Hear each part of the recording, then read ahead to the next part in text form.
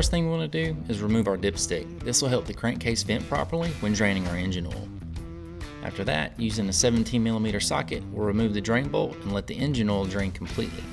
As the oil is draining, now is the time to check the condition of the O-ring on the drain bolt. If it's damaged or missing, you'll want to replace it. And also check to make sure it's not stuck to the bottom of the case. Up next, we'll clean out our pre-filter with some contact cleaner as well as the cap, and then reinstall the O-ring, spring, as well as the pre-filter. And now we'll simply thread it back in place. We'll want to torque this to 11 foot-pounds. Now it's time to fill the engine with oil.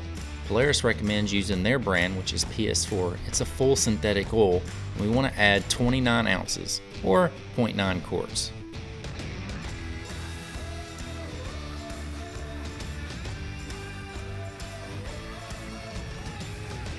Now we'll go ahead and reinstall our dipstick. And now it's time to start the engine up. Let it idle for just a few moments, about 3 to 5 minutes. That'll get the oil circulated through the system properly. Once it's done that, we'll go ahead and shut the engine back off and then check our level.